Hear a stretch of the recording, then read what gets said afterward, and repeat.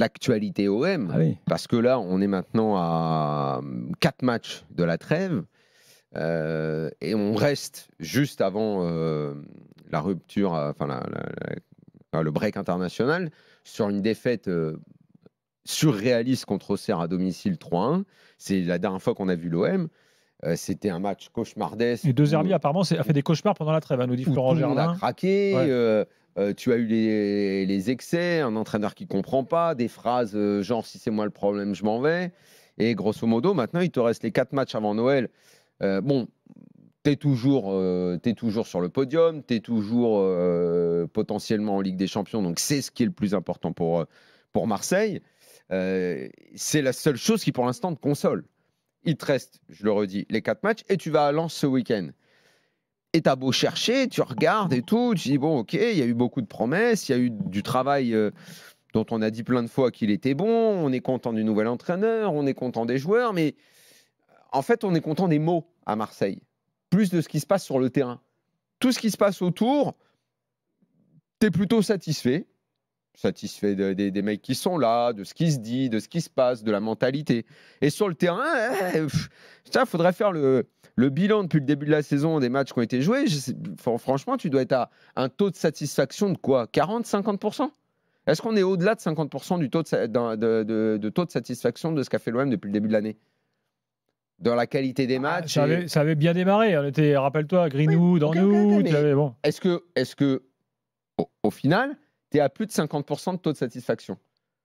Je ne suis pas sûr. Parce qu'en plus, les claques, elles ont fait du mal. Le 3-0 contre le PSG, c'est une grosse claque. Le 3-1 contre Auxerre, c'est une grosse claque. C'est pas effacé par 5 buts passés à Montpellier, tu vois. Donc, je dirais, allez, 50%. Au moment où tu vas à Lens, jamais un déplacement facile à Bollaert. Tu sais qu'il faut une bonne densité dans les rencontres. Il va falloir. Alors, je pense que c'est pas encore là qu'on verra la maîtrise et le De Zerbi Ball, parce que je pense que si Marseille voit le jour dans le match et s'il gagne ce match, ça va plus être par des phases de transition. Ils vont probablement prendre une grosse marée. Et pour l'instant, quand ils ont pris des gros pressings, ils n'ont pas semblé faire face. Attention quand même, hein. Parce que d'ici la trêve, il y a ce déplacement à Lens que je ne vois pas facile. Tu vas jouer Monaco et tu vas jouer Lille. Et il y aura Saint-Etienne. Saint-Etienne, on est bien d'accord, tu es obligé de mettre à côté 3 points. Il ne peut pas en être autrement. Déjà que je considère depuis le début, je l'ai dit, je le répète 1000 fois, l'OM n'a pas le droit de rater un match et ils en ont raté beaucoup trop. Attention, je répète comme d'habitude, ça ne veut pas dire qu'ils doivent les gagner. Tu ne dois pas le rater dans le contenu et dans la personnalité que tu dois mettre. Bon, il y en a eu beaucoup, des matchs ratés. Il y en a eu beaucoup trop. Donc maintenant, il leur reste les 4 matchs avant Noël. Enfin, c'est difficile hein, quand tu les vois les 4 comme ça. Je sais pas, vous voyez combien de points là-dedans ? Hein ? Ouais. Vas-y, redis l'enchaînement. Lens, Monaco, Saint-Etienne, Lille. Attention, Lens, pas non plus flamboyant. Non, mais d'accord, mais ouais, ok. Tu peux gagner à Lens, hein. J'ai pas dit que tu pouvais pas gagner à Lens. Je t'ai dit pas que tu peux pas gagner à Lens. Moi, s'ils veulent gagner tous les matchs, ils peuvent les gagner. Mais là, au vu de ce qui s'est passé depuis le début de la saison, évidemment, on sait bien, hein, dans la Ligue 1, c'est open, ça reste du foot. Mais avec ce que tu as vu sur les 4 matchs, donc ça fait sur les 12 points, tu dirais presque, si on en prend 6, c'est pas mal. Hein. Le vrai problème de l'OM, par rapport à ce que tu dis, c'est-à-dire que finalement, qu'on attend effectivement un match référence, on a eu un début de saison référence, qu'on croyait être référence, mais en fait, moi, ce qui me paraît, en dehors du fait qu'il y a effectivement le problème de l'adaptation du jeu de Zerbi à l'ADN de l'OM, on ne sait pas vraiment si c'est encore tout à fait viable, mais il y a un truc qui ne va pas, c'est le Vélodrome. Tu ne peux pas faire une saison sans avoir plus de certitude chez toi, dans ton stade, puisqu'on parlait de stade, dans ce stade incroyable qu'est le Vélodrome. Quand tu regardes depuis le début de la saison, tu as fait nul contre Reims, 2-2, tu as fait nul contre Angers, avant qu'il y ait la défaite contre le PSG et la défaite contre Auxerre. Tu as pris beaucoup de buts au Vélodrome, beaucoup de contre-performances, et donc, on va dire, une défaite, une moins-value psychologique, un problème mental pour les joueurs. Moi, à mon avis, le problème de l'OM aujourd'hui, il est là. Et la vraie inquiétude, pour revenir à tes 4 matchs à venir, c'est les 2 matchs à domicile de l'OM qui viennent. Parce que les 2 matchs à domicile, ils sont terribles. Ils jouent contre Monaco et Lille, à Marseille, au Vélodrome. Après avoir perdu toutes leurs certitudes au Vélodrome contre le PSG, mais aussi contre Auxerre, en gros, en arrivant avec les jambes qui flageolent au Vélodrome. Donc c'est quand même un truc de fou. Donc moi le match le match référence, les jambes qui flageolent, ouais, ça n'a rien à voir ça a rien à voir avec le rôti du dimanche. Ou pas. C'est vrai que si tu prends un rôti le dimanche, dans ton match après tu vas flageoler.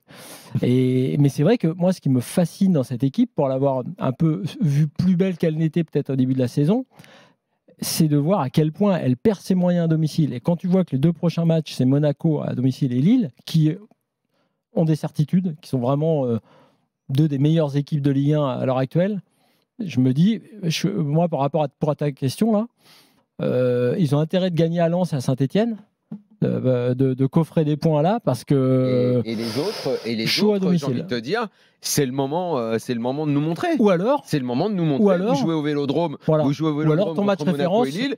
Allez-y, c'est le moment vraiment de nous montrer ce que vous voulez faire cette année, quoi. S'il y a peut-être un tournant, c'est effectivement un match maîtrisé contre un gros au Vélodrome. Et là, peut-être que tu fais tourner ta saison. Aujourd'hui, je dirais qu'en dehors de la faiblesse qui me paraît, évidemment, on en a beaucoup parlé, celle de la défense marseillaise, quand même. Je pense qu'effectivement, ce problème au Vélodrome, si sur ces 2 prochains matchs, là, avant la trêve, tu n'as pas... Allez, on va pas forcément parler que de résultats, mais tu n'as pas vraiment montré un autre visage, une autre façon d'être et un autre caractère chez toi au Vélodrome, alors là, ça va être un peu plus compliqué d'envisager d'être très ambitieux pour la deuxième partie de saison. Monaco dans quelques instants au programme. Juste rapidement, il y a Mickaël. Quelqu'un me rappelle sur le chat qu'il y avait Gigot à l'OM. C'est vrai que il pouvait flageoler. Mickaël, supporter marseillais. Salut Mickaël. Salut les gars. Salut.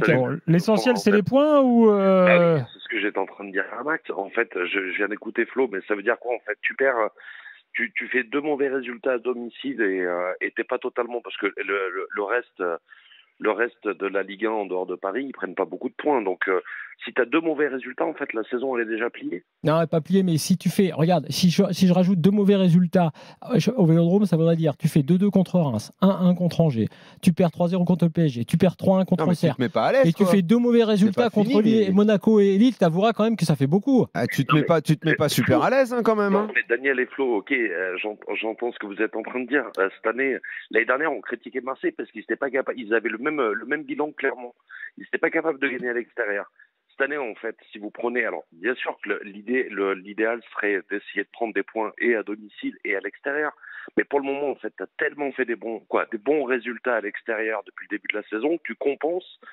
Donc toi, tu t'en fous si tu te fais cogner par, en gros, dès qu'il y a une équipe correcte qui se présente face à toi, tu te fais cogner, tu regardes que la comptabilité, toi. Daniel, je suis pas en train de te dire ça, mais on sort d'une année galère, on a fini 8e, on a reconstruit, comme chaque année, mais avec un nouveau coach, il faut laisser le temps. Ce que je disais à Max tout à l'heure, c'est qu'on est tous très impatients, et vous aussi les journalistes, très souvent vous êtes très impatients avec les résultats.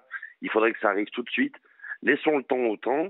Je sais qu'à Marseille c'est encore plus difficile qu'ailleurs, mais moi je partage entièrement votre point de vue. C'est vrai que pour le moment on va pas dire qu'on prend énormément de plaisir devant les matchs de l'OM, mais pour le moment t'es pas décroché, t'es pas à la rue.